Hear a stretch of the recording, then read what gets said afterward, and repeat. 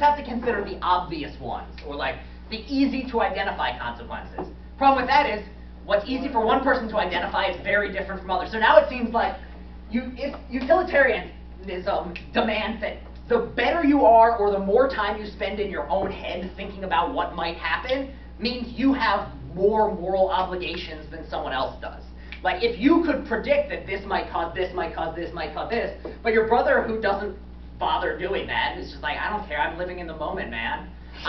Like, if he just does that, then he doesn't have as many moral obligations because he's not thought about it. He hasn't had to. And so that's another really weird thing. It's like utilitarianism demands you to think about the consequences. And in cases in which like it's very clear what the consequences are, it's a very useful theory, like the trolleys. It seems like in this case it can give you a useful thing to fall back on. But as soon as you get in the real world with unpredictable consequences, complications, it gets really, really difficult to decide, like, you know, is this actually going to be useful to me if I can't even predict the future? It seems like if it's right, I will never know what the right answer is, so what point does it have? Does everyone understand that sort of issue? Another issue with it is just one final one before we go to deontology, is just how you measure pleasure and pain. So what's better, eating a good meal or a great conversation with friends? Good meal. Great conversation with friends. Yeah, there's like not a clear answer. Like, we all know what's better, like petting a dog or torturing a baby. Like, we're all on board with this one. One is a lot more pleasurable than the other. But you come into the things where you actually have to decide, and it's a lot harder to decide which is the right thing to do. You know, go to the beach or go play Scrabble with your grandma. Which is better? It depends on how much you like Scrabble. It depends on how much you hate Scrabble. If you're like me and you'd rather like lose a finger than ever have to play Scrabble again, then you probably don't want to do it. So this idea is basically kind of like would you rather. Yeah, think of it, it's kind of it comes down to, well, what's the most pleasure and pain? It ends up coming down to this sense of like, well, how do we decide? Well, let's just play would you rather. And it's like, would you rather do this or do this? And you poll everyone. And then it's like, well, how do we even decide that? Or like, there are certain things which like, so the answer to this, if it causes, like, how do we measure like the bliss of heroin? Like, if everyone's on heroin, is suddenly that the most morally ideal situation for utilitarianism? Or is there something about that you throw it out? And it just gets really hard to measure these things. And it's almost like it's useful, except it's also impractical in a lot of ways. Even the rule version can be very impractical, because once you're dealing with like real world issues. And another thing with the rule one is, it seems like any time you have anything that involves a rule, there's going to be an exception to the rule. And it seems like you have a rule, like rule utilitarianism says don't murder or don't kill. What's a situation in which you can think of in which it feels like the right thing to do is kill someone? They're about to kill you. Sorry. Yeah, they're about to kill you or like your child. If somebody comes after your child with a knife, I think most people think the correct thing to do is try to stop that person, and if that requires killing them, you murder them. It's not like, you know what, utilitarianism said don't kill, there's my child. Like, nobody's going to do that. So that's another issue, is it seems like anytime you go rule, you're going to have exceptions to the rule, and act seems impractical. Now, this isn't to say they should be thrown out entirely, because as we said before, there are a lot of cases in which it's useful, and there are times this semester where we'll be talking about things like identity theft, security issues, how a company decides how much of a budget it should spend on its cybersecurity division. Well, deciding the consequences of that, or the potential consequences, is one of the major ways you're going to have to decide, because, you know, a company's not going to want to spend more money on their security than they bring in profit, or else they're going to fall apart. But the customer doesn't want the company not to spend any money in cybersecurity, because, you know, it would be a lot cheaper for Google in the short term to not have anybody in a cybersecurity division. They wouldn't have to pay anyone. The issue is, well, for you, your data would be gone in a split second. And also another issue is they would, in the long run, probably lose their customers. So you have to, as the company, they have to make a decision. As the consumer, you need to like try to, at the end of the day, the only person who decides whether Google hires more people is us, and whether we keep using Google. And Facebook usage ever since the big Cambridge Analytica thing has gone down because people stopped trusting Facebook with their information. I mean, it's not enough to really affect it because Facebook still owns half the world, the half that Apple and Microsoft don't own. But the question is, how should you respond to this, and what should we demand of these companies? And a lot of the times, you got to look at what the consequences are, and you got to measure, like, well, how will this work? Now, it's only one part because there's also this other stuff over here, but that's how consequentialism will be useful, and utilitarianism in particular over the course of the semester. All right, we are at that point in which we have 30 minutes, 35 minutes left. I'm starting to see that the look in the eyes of everyone being a little bit, this is the start of the semester and I haven't built up my endurance. So do we need to stand up and shake around for a minute? Do we need to, well, what's the best plan here? Do we need deep breaths, minute of silence? Or we can just power through, get this over with, and then have the weekend. If you all pay attention to me right now, we will power through, get this done, and we can leave a couple minutes early. So let's do that one. All right, so deontology takes things from the other direction, which is instead of looking at what happens afterwards, you look at how do you decide, what goes into deciding what obligations did you have at the moment you chose your actions. And that deontologist says, if the obligations you had, if you fulfill them, if you agree to them, if you go and do what they demand, just as a soldier who stays on his post even when he's in danger has fulfilled his duty, or her duty, or their duty, somebody who is a deontologist believes that somebody who continues to fulfill their obligations to other people in their society, regardless of the consequences, that's a good person. That's somebody who's doing the right thing. And so, the first question that comes up is, where do these duties come from? So, when you make a promise, the duty comes from the fact that you shook on it, and we all have this agreement that, like, if you promise something, you can be pretty damn sure it's going to happen. Or in the Army, the duties come from you signed up for the Army. But where do these come from in deontology? And this is Kant's deontology. And his idea is that, well, here's the answer. Everyone is morally equal, so everyone must follow the same rules and be treated the same. So, this is his idea here, and where does this come from? Yeah, it's just kind of an idea that it kind of was a product of a time period that he existed in, but it's still something that is very much alive in a lot of elements of our society today. So, for instance, if I committed a crime, like say I committed robbery, what would happen to me? I'd go to jail, and then what would happen after I'd been in jail for a little bit? Before that, before I got released. Trial. Trial. And who would be on that trial? Who would be judging me? Judge and a jury. Now, if anybody else in this room committed robbery, what would happen to them? Same thing, at least in theory. Now, of course, America's not a perfect place, and it's, not always acts in theory. But the idea that it should be that way, the idea that everyone should be treated, and that the reason why people get upset when people aren't treated equally is because we see, like, this is something we value, this is something people say we do, and then we're not doing it.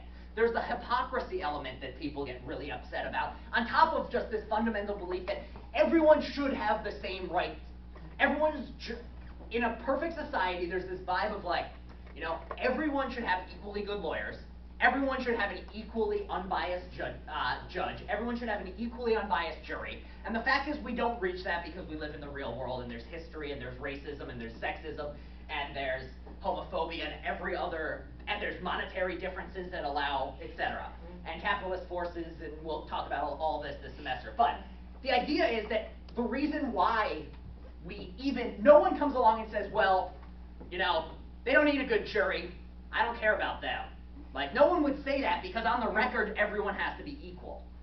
And the reason why is because we as a society have this belief that on some level, everyone should be equal. Or at least that's the principle which was originally built into the Constitution, which has, to some degree, better than some places and to some degree worse than other places, actually been fulfilled. But that's the idea, is that we're all human beings, we all have minds, we all have souls, if you believe in souls, we all have interests, we all can love, we can all hate, we can all get what we want, not get what we want. So therefore, we should treat everyone the same. Like, if you say, everyone's equal, but I'm better, I'm more equal than everyone else. Like, something's gone wrong. So Kant's idea is that everyone should be treated equally. There's no, like, just because your mother was the queen, and your father was the king, doesn't mean that you should be treated specially. Like, there were laws in the Middle Ages. You could not, in medieval Europe, if you were a noble, you could not be charged with murder. Like, you would not, didn't matter who you killed, you were a noble, therefore you could not commit murder. It would have to be settled in some other fancy duel or something. But in terms of like, if you did commit murder, the worst they'd do is they'd like put you in like a naughty chair and let people throw tomatoes at you for a few hours. And if you were a commoner, if you like touched a noble person without their permission, you'd have your hands chopped off and you might be killed. And like, this is just how it was. These people were not thought of as equal. But in modern times, there's this sense of, at least this is an ideal which is baked into a lot of elements of our society. So what does this mean practically? If you say that we have our duties the duty is to treat everyone as equals. And in our society, we need to treat everyone by the same rules. Practically, there are two different things which, so this is how do you make sure you're treating people the same? How do you make sure you're doing the right thing? And Kant had two answers. One, you have to either use common sense, like it says it right there, ask yourself, like, well, oh, if I'm doing this right thing, would that be affecting me and the others, like, in a good way, or like? Yeah, so part of it, but it's not so much in a good, so here's the key. So you're definitely like 90% of the way there. I just want to highlight something because for Kant, it's not a matter of the consequences. It can be very easy. I often speak this way. I fall back into talking about like, the way you decide with your common sense is you judge what would be the consequences of my actions. But for Kant, he wants to say, no, it's not quite that. It's rather, you think at the start, like, this thing I'm doing right now. Now let's just imagine an imaginary world where everyone's doing what I'm doing. What would happen? Not what actually will happen in this world, because not everyone is ever going to do exactly what I'm doing.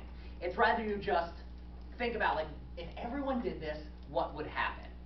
Yeah, that's like more about what Kant's like view is. I mean, I took philosophy Yeah. a couple of semesters. Well, I'm not major, so like for Kant, he's just like, you know, he wants to universally maximize his maxims or whatever. So it's like you say, like, you know, you don't think that if you think stealing is wrong, then you would say, okay, if everybody stole, then would it be okay? Would people agree that it would be right? And then that makes it okay. Not necessarily about it in itself.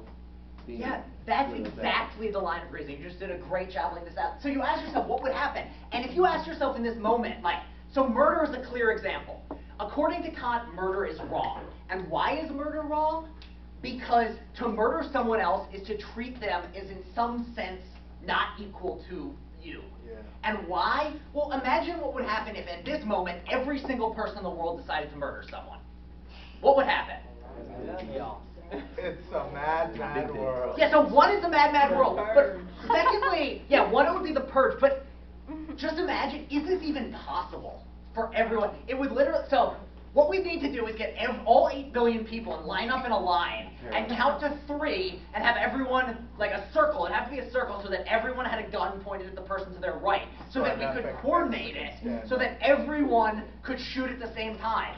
Otherwise, there'd be one person left over, and then this didn't happen. Then not everyone committed murder because there's one person left who didn't commit any murder. And then you didn't actually think of what you were thinking of. You need to ensure that everyone committed murder at the exact same moment. And the best way to answer this question is, what would happen if everyone did what I'm about to do? If society would collapse, don't do it. So if everyone were to do a thing, and society would break down and collapse. So, I saw another hand. So it's like you're making yourself a sociopath. That's the thing. Yeah, so the Kant's idea is that what you're doing is you have to do the right thing. You have to like treat yourself not as special, not as somebody who's like sociopathic. Instead, you just imagine everybody being fully equal. You calculate like what would everyone have to do, and then you basically you stop thinking in terms of like emotions and you just like calculate what would everyone have to do. So Yeah, so what's another thing which would be wrong according to Kant? Let's go with telling lies. Kant thinks it's morally wrong to tell lies. How, according to this, what would Kant's reasoning for everyone telling lies, why is it that it's bad? What is the reason? What would happen if everyone told lies? Yeah, the issue is if everyone was telling lies all the time, the reason you shouldn't lie is because what would happen if everyone's always lying? Well, you just stop talking to each other. Like, what's the point of talking if every time you talk to someone, they're just going to lie to you? It's like, do I need an umbrella today? No, you don't need an umbrella. And it's just pouring rain. Or, are you going to come over on Saturday? How many people are coming? 42. Nobody shows up. Like, eventually you're just going to be like, this is pointless. Why? I mean, we've all spent, like, it's just, you know, what's the point of talking to anyone if you're never going to get the information you need? Society would break down. Because as soon as we stop talking, you know, it would break down pretty quick. Think about all the ways in which you wouldn't go to school because there'd be no one who bothered. Like, you would if I just came up here and just made up shit the entire time, nobody would bother coming to class. Like, it would be a waste of your money. It would be a waste of everyone's time. John Jay, well, they couldn't fire me because they wouldn't actually talk to me to fire me because they would just lie about everything and be like, you are fired. It's like, no, I'm not. I know you're lying. I'm not leaving. And yeah, it would just all break down. It also, though, shows you, like, here's one, petting a puppy. As long as everyone goes around and, like, doesn't pet puppies too hard, you know, just see a cute puppy and you pet it, society's not going to break down. It would actually be, you know, pretty lovely. So that's why it works in this case. So, you ask yourself, would society collapse? If yes, don't do it. If no, then it's okay. So, he thinks there's another question you could ask. He actually thinks these are two ways of asking the same question, but it's complicated. But another question you could ask yourself, just think about it as another way of getting the same answer according to Kant. You ask yourself, am I treating someone simply as a means or partly as an end in themselves? Now, I underlined these two words because they are the important ones here. Christina. I'm kind of like thinking that if society would collapse, don't do it, and I'm like wondering, cause. Save your wonder for like 10 minutes from now, because we are going to poke a bunch of holes in it. Great. Don't worry, yeah. But I'm very glad that your mental gears are whirring away, because there are a lot of issues here with this sort of view. Yeah, there's a lot of issues, and this is kind of one of the things that is one of the troubles of morality is there's a reason, like, ethics has been going on since, like, before humans could, like, we were telling each other what's right, wrong, good, and bad since, like, before we could write. And no one's gotten the right answer yet. We make subtle, like, but it's also the sort of thing where you can't just be like, so let's just not talk about it. Because at the end of the day, we still need to function as a society, and deciding what's right and wrong, and how to treat people who do the wrong thing, and why they're doing the wrong thing, and, like, all of this is necessary to function our society. If we just gave up and we're just like, screw it, like, things would break down real fast. So we can't ignore it, but it's also like there's no one clear, correct answer. So with this one, what does it mean? How many people have heard these phrases, means and ends? All right, what do they mean? Fun. All right. Mo, what was the? So a means is like, well, in terms of what you're kind of saying, to use somebody as a means versus an end is to use them for something against using them, not using them at all. Yeah. So, how many people have? What's the main phrase you hear the words means and ends in? By any means necessary. Yeah, by any means necessary, or the ends justify the means. So what this means, or what the definition of these words are, is an end is a goal, or something you want, or an end point. So, for instance, eating lunch is an end. It is something which all of us at some point during the day, unless we don't eat lunch, which you shouldn't do because you need nourishment, you eat your lunch. Now, what are your means for eating lunch? That is your end. It's your goal. When you go into the cafeteria, your end is to get food into your stomach. What are your means for doing that? There's a lot of them. Yeah. So these are your reasons for doing it. But once you have your goal set, what is it the way to think about the means is the ways you get there. Sorry, I was unclear there. So, the means are the ways you get to it. So, one of your means, I heard it from over here somewhere. Is it you, Fareed? Yeah, it's just no cash. Like, Yeah, cash. That is one of your means. To pay, you need to pay for your food. You go into the cafeteria, and how do you get that food in? You collect the food, and then you give somebody a piece of paper, and then they say you can take your food and go eat it. So that's one of the means. There are others as well. What are some more means? Like nutrition facts, like. So that's more of the defining. So you guys are definitely, and this is a tough thing, means gets used in a bunch of different ways, but I think in this case, like the nutrition facts are, like the biology of it are like the way you defined the end itself. Or like. Not like the means are much more simply like the tools you use to get that thing. So rather than the nutritional end of the meal, it's more like the how did you get to that point. Yeah, so stealing would be another means to get you there. If you went in, you know, just like put your steak in your shirt, like you could get, that would be your means to getting your meal as well. Another means, which is part of it, is chewing. Like to get your meal, you have to chew. Well, unless it's like yogurt or a smoothie. But yeah, or like even like the tray it comes on is a means, so you don't drop it everywhere.